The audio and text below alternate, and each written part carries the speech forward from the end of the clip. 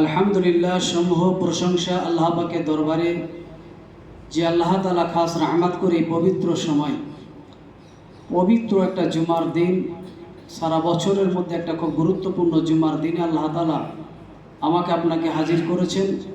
সেই আল্লাহ পাকের দরবারে লাখো কোটি শুকরিয়া পেশ করে একবার মুক্ত কণ্ঠে বলি আলহামদুলিল্লাহ। পবিত্র জুমার দিন, সারা বছরে এমন এত গুরুত্বপূর্ণ জুমা আমরা পাই। আগামী বছর আবার কে পাবে পাবে না এর কোনো গ্যারান্টি নিশ্চয়তা কিছু নাই।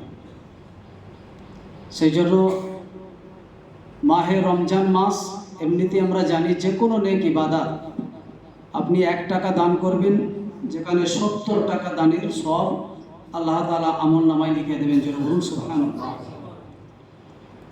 তাই এই মাসেতে প্রচণ্ড হারে মানুষের খরচ থাকে,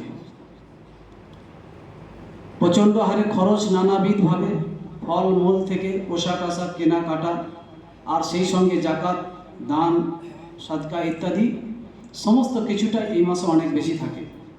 আর আল্লাহ তাআলা যে খুশির হালতে, আনন্দের সঙ্গে আল্লাহর আইনকে মেনে নিয়ে এই মাসেতে খরচ খরচা করবে, আল্লাহ তাআলা রুজিতে বরকত দেবেন। বজর বলুন সুবহানাল্লাহ।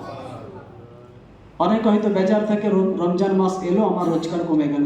নিশ্চিত যদি সে আল্লাহর আইনকে মেনে নেয়, আল্লাহর আনুগত্যকে যদি মেনে নেয়, অবশ্যই আল্লাহ তার এই রোজগারকে আরও বাড়িয়ে দেবেন। এই রোজগারকে আল্লাহ তাআলা আরও তার বাড়িয়ে দেবেন। আর যদি বেজার অবস্থায় দিন কাটায়, যেই মাসে আমার রোজগার ঠিকমতো হলো না, তাহলে ওই ভোক্তনটা আল্লাহ তাকে আর দেবে না। তার মাঠে মারা তো গেলই, আর ঈদের পরে আবার অন্য সময় যে আল্লাহ তাকে দেবে, এটাও আর হবে না।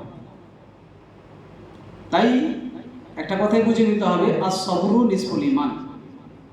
ছোট্ট একটি হাদিস, আস-সবরু নিসফুল ঈমান, ধৈর্যই হলো ঈমানদারের অর্ধেক, ঈমানদারের পরিচয়। একজন মুসলমান তার ঈমানের তেজ কত, তার ধৈর্যেই তার প্রকাশ পাবে। তাই আমাদেরকে প্রত্যেক ব্যাপারেই ধৈর্য ধারণ করতে হবে, সবর করতে হবে। তাই মাহে রমজান মাস আমাদের কাছে আগত এসেছে, এর থেকে বড় ভালো দিন আর আমাদের কাছে হতে পারে না কিছু। যেখানে অন্যান্য মাসেতে আমরা শুধুমাত্র গোসল এবং অজুর মাধ্যম থেকে আমরা শরীরটাকে পাক করতে পারি, কিন্তু নামাজ পড়ার পরেও আমরা যে হারাম খাওয়া ছাড়ছি না, হারাম খেয়ে খেয়ে যে ব্লাডটা নষ্ট হয়ে গেছে, হারাম খেয়ে খেয়ে যে ব্লাডটা যে অপবিত্র হয়ে গেছে, এটা শুধু নামাজ পড়ে পবিত্র করা যায় না। এটা পবিত্র করতে গেলে তার জন্য আল্লাহ তাআলা বছরে 1 মাস রোজা দিয়েছেন। এই রোজার দ্বারা আল্লাহ তাআলা পুরো শরীরের ব্লাডটাকে পর্যন্ত পবিত্র করে দেন। জোরে বলুন সুবহানাল্লাহ। কাজী 1 মাস রোজার জরুরি দরকার আছে। যদি কেউ মনে করে আমার ব্লাডটাকেও পবিত্র করব, যদি মনে করেন আমার ব্লাড হারাম থাকে, থাক, তার রোজা লাগবে না। যদি কেউ মনে করে আমার ব্লাডটা হারাম থাকে, থাক, প্রথমত রোজার মাসে খাওয়াটাই হারাম। আগে নিজেকে বুঝে নিতে হবে যে রোজার মাসে খাচ্ছি মানে আমি হারাম খাচ্ছি, তাহলে আমার ব্লাডটাও পুরোপুরি হারাম আছে। আর সেই হারামটাকে আর হালাল করার মানসিকতা আমার আসছে না। যেমন নাকি ছিল আবু জেহেল এবং আবু লাহাব, যারা পাপ করতে করতে সীমা ছাড়িয়ে গিয়েছিল, ইসলামের প্রতি দুশ্মনী করতে করতে এমন চরম সীমায় পৌঁছে গিয়েছিল, পরিশেষে যেখানে আমার আপনার প্রিয় নবী পর্যন্ত ফেল হয়ে গেছে। তাদেরকে দাওয়াত দিতে দিতে আমার নবী পর্যন্ত ফেল হয়ে গেছে। তাই পরিশেষে আল্লাহ বলছে, নবী আর ওদের কাছে সৎ কথা, কোরআনের দাওয়াত, হাদিসের কথা বলে কাজ হবে না। কেন? আমি দেখে নিয়েছি আর হবে না। তাই খতামাল্লাহু আলা কুলুবিহিম, আমি ওদের মোহর মেরে দিয়েছি, ওরা জিন্দেগি আর ভালো কথা নিতে পারবে না। কিছু কিছু ক্ষেত্রে দেখেন না, ইন্দিসিন দেয়, ইন্দিসিন পুশ করে। কেন?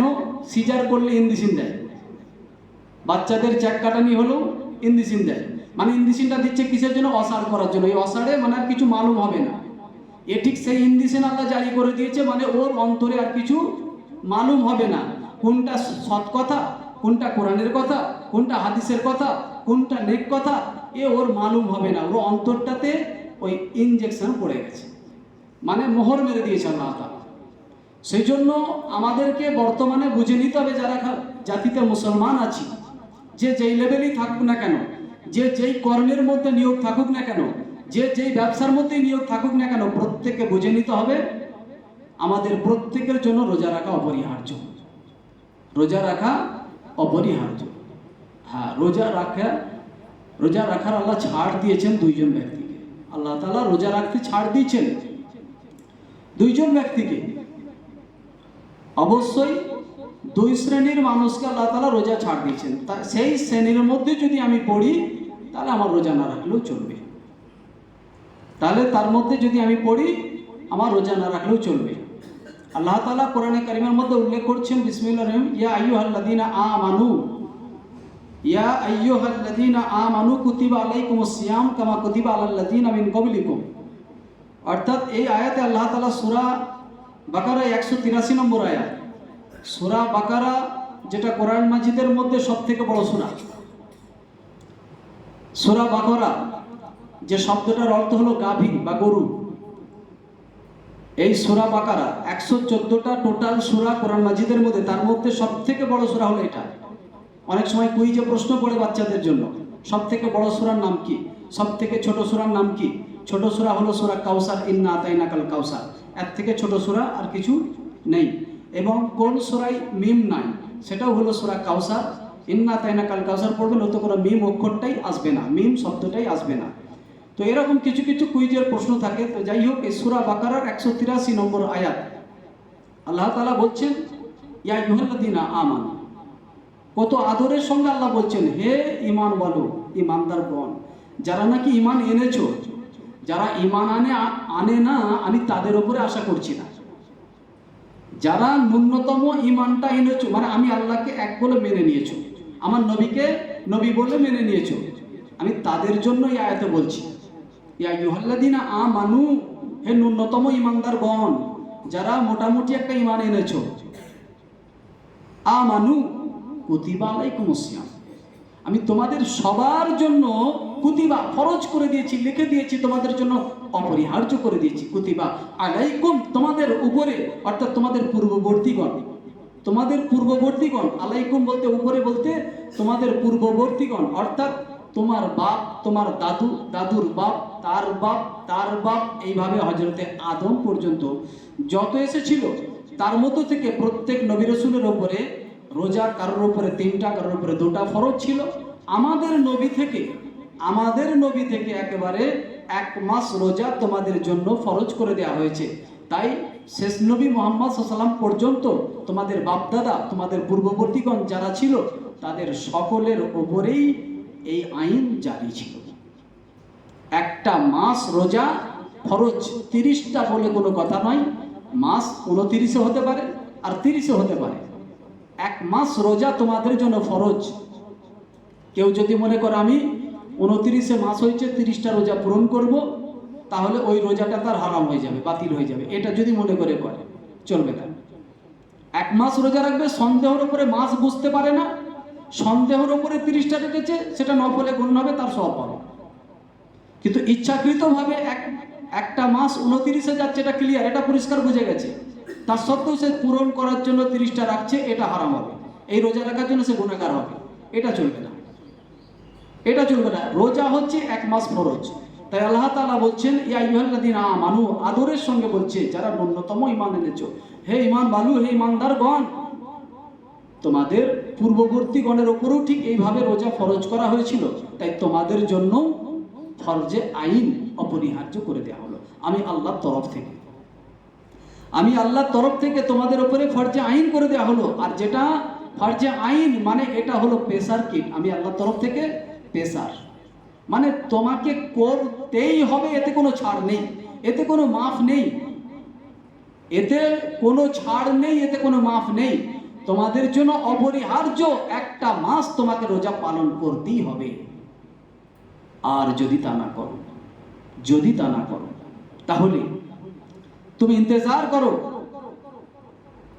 ইন্তেজার করো সেই হুতামা নামক আগুন, যেটা নাকি আগুনকে গ্রাস করছে, আগুন কাচড়া খাচ্ছে, যেই আগুনে মানুষ পড়া মাত্রই একেবারে চূর্ণ বিচূর্ণ ভস্ম হয়ে যাবে। সেই আগুনের জন্য তুমি ইন্তজার করো। এবং যেখানে তোমাকে সেই শাস্তির জন্য আর তোমাকে কেউ বাঁচাতে যাবে না। এখানে একটা অ্যাক্সিডেন্ট হয়ে গেছে, তোমার পাটা কেটে গেছে, হাতটা কেটে গেছে, রক্তাক্ত হয়ে গিয়েছে, তুমি একটা বড় বিপদে পড়েছো, তোমার বাপ, তোমার ভাই, তোমার দাদা, তোমার আত্মীয় স্বজন, পড়োশি সবাই তোমাকে বাঁচাবার জন্য ছুটে যাবে। কিন্তু আল্লাহ বলছে, বান্দা এমন একটা টাইম আসছে যেটা তোমার কবর থেকেই খেলা শুরু হবে। ভালো করে বুঝুন, কবর এটা আমরা সচক্ষে দেখতে পাচ্ছি। কবরে যাবে না, যেতে হবে না এমন কোনো মানুষ নেই, কবরে যেতে হবে সবাইকেই।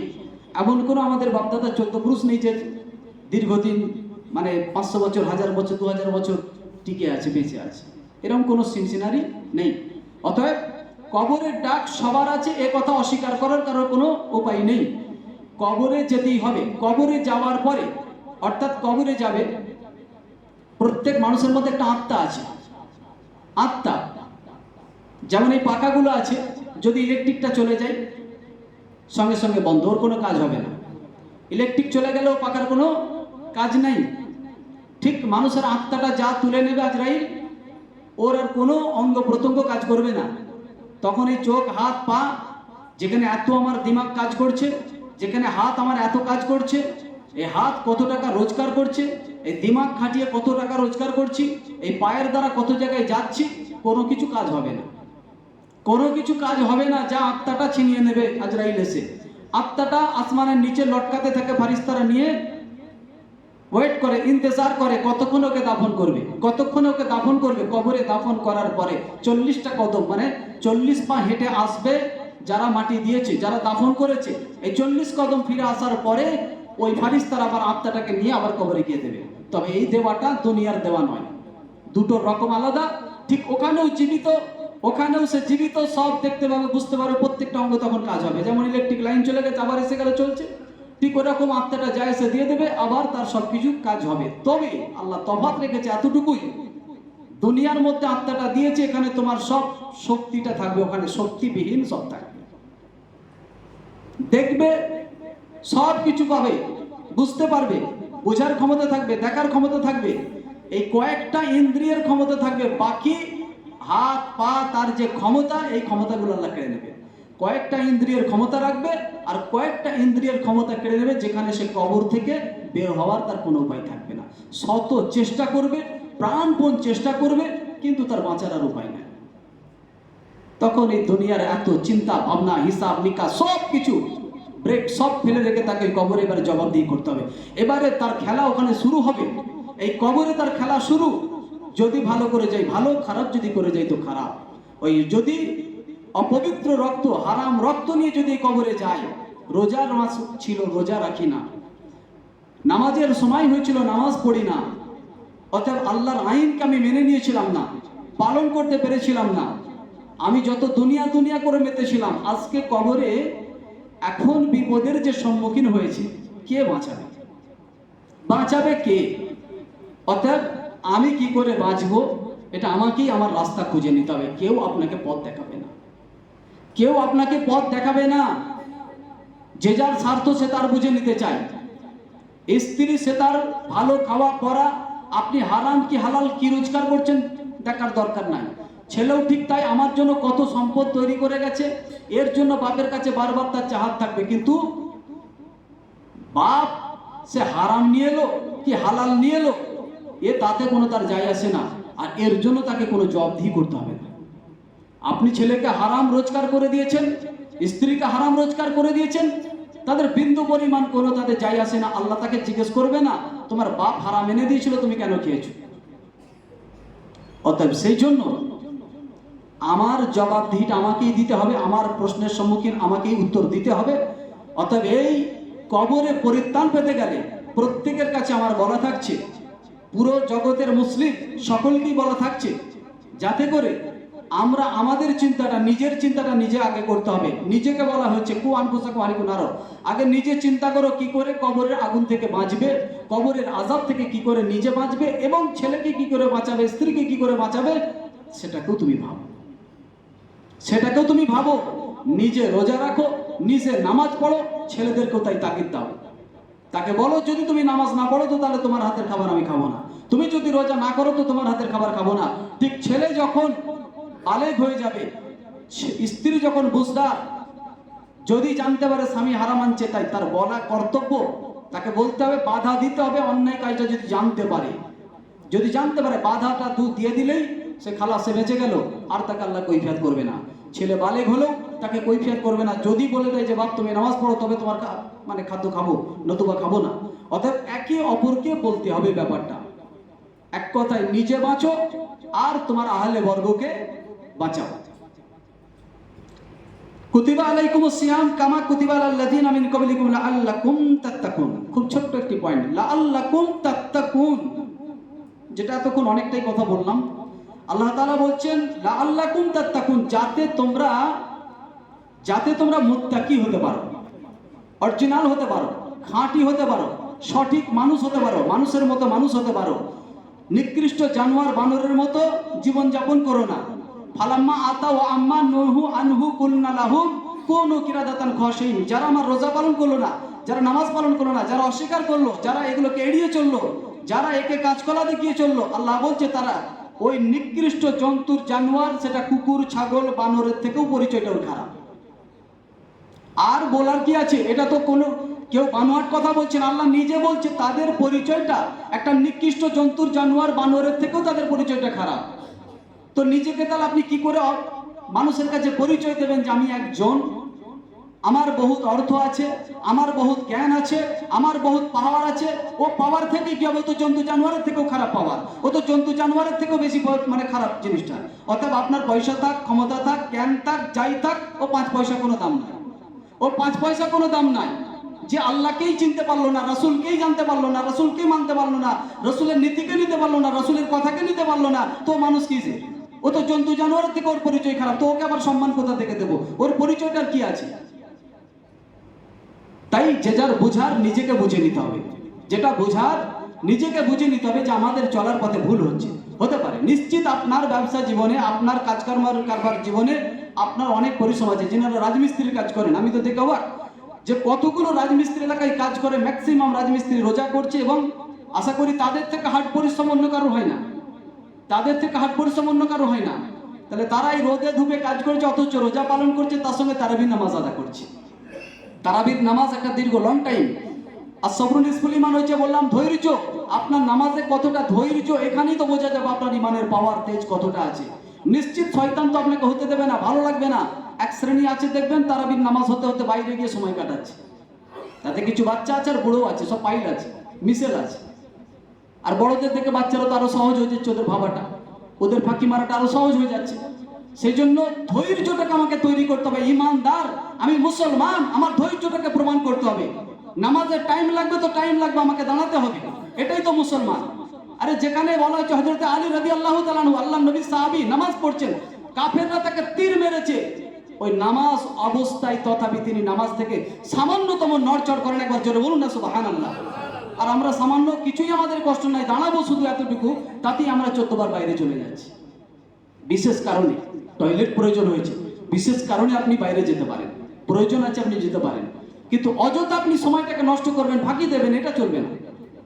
লাআল্লাকুম তাত্তাকুন, যাতে তোমরা মুত্তাকি হতে পারো, তোমরা অরিজিনাল খাঁটি বান্দা, ধৈর্যশীল বান্দা হতে পারো।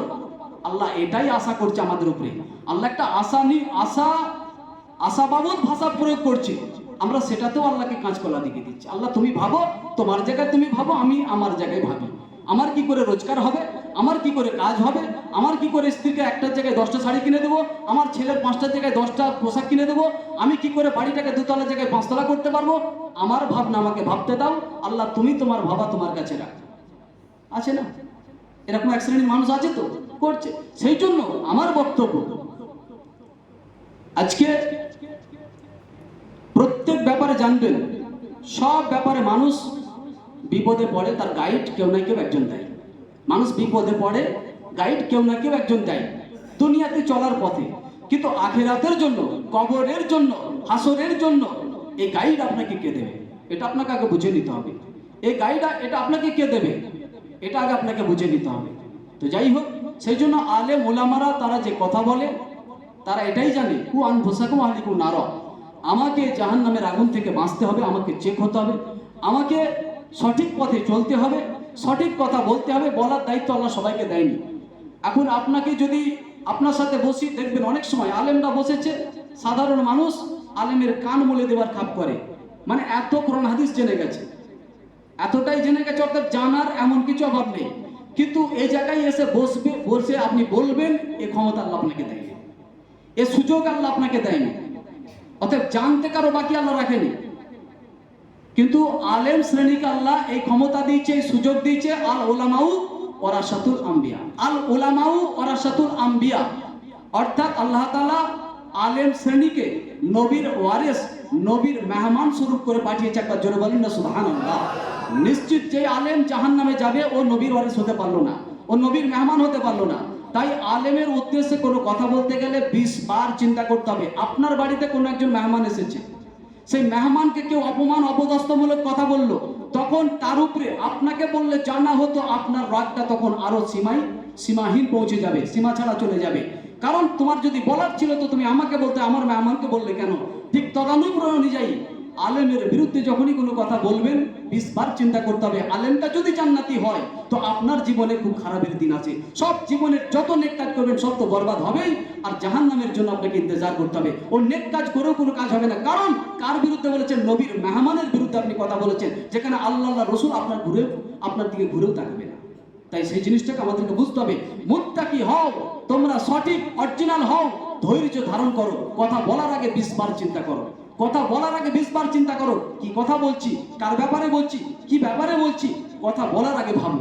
কথা মনে পড়লে শুধু বলে ফেলবো, এটা করা যাবে না। তো যাই হোক, 2 শ্রেণীর মানুষের রোজা রাখা যাবে না বলেছিলাম, আজকাল হবে না, সময় অনেকটাই কম। তাই আগামী দিন আল্লাহ তাআলা চাইলে আবারও এই আলোচনা হবে। আল্লাহ তাআলা সকলকে সঠিকভাবে রোজা রাখা পালন করা তৌফিক দান, আমিন ওয়া আমিন।